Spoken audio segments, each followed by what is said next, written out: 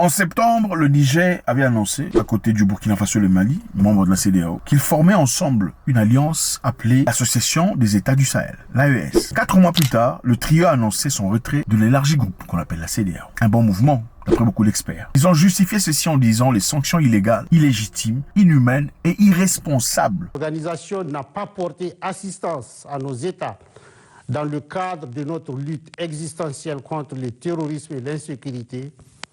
Pire, lorsque ces États ont décidé de prendre leur destin en main, elle a adopté une posture irrationnelle et inacceptable en imposant des sanctions illégales, illégitimes, inhumaines et irresponsables. Qui leur avait été imposé par la CEDEAO était la raison pour laquelle ils ont décidé de se séparer de la CEDEAO. Évidemment, on s'attendrait qu'un frère africain nous punisse, mais pas au point de nous détruire. Parce que clairement, l'objectif était celui d'assujettir le peuple, de leur rendre la vie très difficile, dans l'espoir que ces derniers peuples se lèvent contre ces autorités. C'est ça la raison pour laquelle la CEDEAO a décidé de fermer les frontières, empêcher au Mali et au reste de pouvoir importer, exporter, échanger et tout le reste. Je suis de ceux qui pensent que dans la fraternité, on peut punir, mais on ne punit pas jusqu'à détruire. Quand on en arrive à détruire, ce n'est plus une fraternité. Et voilà la raison pour laquelle j'ai toujours dit très clairement que le Mali, le Niger, le Burkina Faso sont des vrais frères africains. Et que le reste des Africains se malaxent, se racontent des bobards en s'appelant frères. Jusqu'à ce qu'ils aient le courage de vraiment se lever les uns pour les autres. C'est en ce moment-là qu'on peut vraiment s'appeler frères. Maintenant, l'Alliance des États du Sahel, ce mois-ci, d'après certaines informations, est en train de préparer sa propre monnaie. Ceci a été déclaré par le capitaine Ibrahim Traoré, chef du gouvernement de transition au Burkina Faso, dans une interview en février. D'autres changements pourraient encore vous surprendre, ce qu'il a dit. Quelques temps plus tard, son homologue nigérien a pris la parole disant qu'un important remaniement monétaire pourrait être en vue.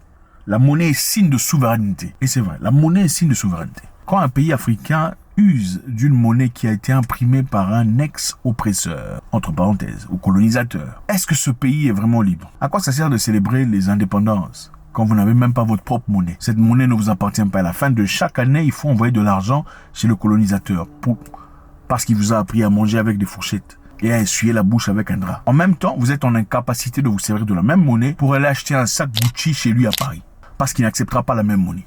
Incroyable. Et comment on peut se prétendre libre dans ces conditions comme ça? En fait, cette incapacité de se rendre compte qu'on est complètement évanoui qui nous étonne. Vous vivez dans un pays, dans des conditions que vous appelez normales, mais la monnaie, censée être une souveraine matière, ne vous appartient pas. Et vous ne pouvez rien faire par rapport à ça, vous trouvez ça absolument normal. Et à la fin de chaque année, il vous faut envoyer de l'argent chez quelqu'un ailleurs, chez qui il vous faut un visa pour visiter. Mais gratos, il faut lui donner de l'argent parce qu'il vous a appris à parler une langue. Et parler cette langue pour vous est devenu signe d'intelligence et de capacité cérébrale. Incroyable. Félicitations à ce pays. Nous savons qu'il y a quelque temps, le Niger a mis beaucoup de pression sur les États-Unis, leur demandant de quitter le territoire. Après les Français. Les Français sont partis, les Américains ont fait semblant, le premier tour. Ils ont fait semblant disant, nous ne ferons aucun commentaire. Nous sommes en collaboration. Ils se sont tus. Ensuite, on dit, nous recevrons les éclaircissements venant du gouvernement nigérien, qui leur avait clairement dit que le contrat et l'alliance, l'accord que nous avions est caduc. Mais les Américains ont fait semblant sans rester. Vous savez, quand quelqu'un vous demande un truc qui lui appartient, donne-moi un peu mon histoire là, donne-moi ma cassette, donne-moi mon argent. Au lieu de répondre, tu fais semblant pour gagner le temps, espérant que la personne oublie pour que tu procèdes. C'est exactement ce qu'ils ont fait. Ne pas réagir, parce que s'ils réagissent de manière négative, le monde le percevra immédiatement pour agresseur. C'est chez autrui. Bon, écoutez, nous savons dans le passé, en Irak, les Irakiens ont demandé aux Américains de quitter. Les Américains sont partis en Irak en 2001. C'était apparemment pour aller chercher les bombes atomiques qu'on n'a jamais trouvées, évidemment, avec Saddam Hussein. Mais après ça, qu'est-ce qui s'est passé? On leur a demandé de quitter. Récemment, ils ont refusé. Ça fait une vingtaine d'années qu'ils sont là-bas. Bon, les bombes, on n'a pas trouvé. Pourquoi ils sont là-bas? Pour l'interrogation. Ont-ils vraiment besoin ou objectif ou projet de quitter le Niger? Point d'interrogation. C'est un gros il faut prendre ça au sérieux. Le Niger est en train de combattre dans cette histoire. On en parlera prochainement. Nous savons qu'en Afrique du Sud, il y a quelque chose qui se passe et personne n'en parle. Okay? Afrique du Sud, personne n'en parle. Le Congrès américain est en train de revoir une nouvelle loi pour leurs relations avec l'Afrique du Sud. Le Congrès américain a introduit une proposition de loi pour réévaluer leurs relations avec l'Afrique du Sud. Ils ont demandé au président Biden de le revoir dans les 30 jours qui arrivent et de le dire ouvertement. Revoir si la relation internationale est en danger. Leur relation internationale est en danger.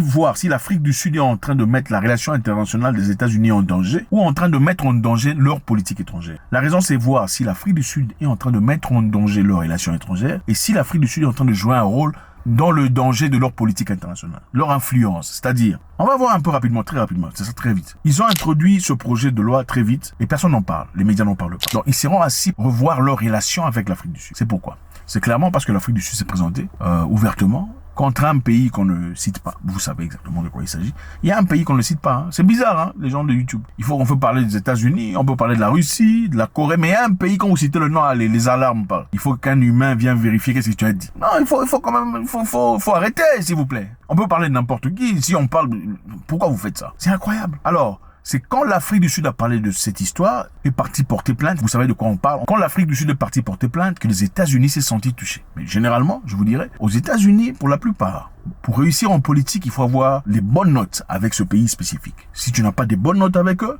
malheureusement, tu ne seras pas un très bon, un excellent politicien. Tu n'iras pas très loin. C'est clair. C'est l'une des questions qu'on te pose avant de devenir quelqu'un là-bas. Qu'est-ce que tu penses de là-bas? C'est ça. Maintenant, ils sont en train de préparer un projet de loi pour revoir leur relation avec l'Afrique du Sud. Nous savons que l'Afrique du Sud n'a pas été facile. Ils ont été un fervent soutien de la Russie, chose qui est tout à fait normale. La Russie a soutenu l'Afrique pendant la colonisation. Au préalable, l'Afrique du Sud, les membres des ANC ont reçu beaucoup de soutien, de support, d'armement et beaucoup de choses venant de la Russie pour combattre contre l'apartheid. Les autres étaient en train de se jouir. Et pour certains, soutenaient d'ailleurs ce mouvement d'apartheid avec jouissance. Évidemment, maintenant, nous savons aussi que l'ambassadeur américain en Afrique du Sud avait récemment accusé l'Afrique du Sud d'envoyer des munitions et des armements à la Russie. The arming of Russia by South Africa with the vessel that landed in Simonstown is fundamentally unacceptable. We are confident that weapons were loaded onto that vessel, and I would bet my life. Chose que le président Ramaphosa a contré avec beaucoup de force. Il a dit que c'était pas approprié de le dire ouvertement. Il fallait suivre une enquête pour vérifier si c'était vrai. Vous êtes si désireux de savoir exactement ce qui s'est passé. La question, la question est examinée et en temps voulu, nous serons en mesure d'en parler.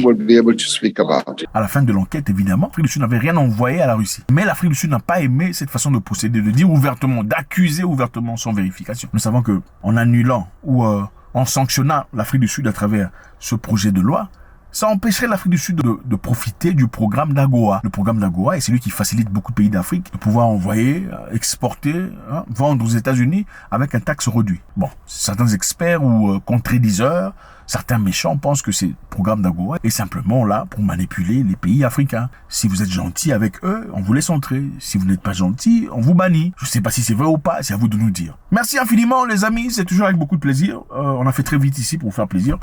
Le Niger, le Burkina Faso, le Mali qui se préparent à lancer leur histoire, s'écartant complètement du reste du sphère francophone, cherchant une certaine authenticité africaine, c'est louable. Et aussi l'Afrique du Sud qui fera probablement face aux sanctions parce qu'ils se sont exprimés à l'égard d'une histoire qu'on ne raconte pas.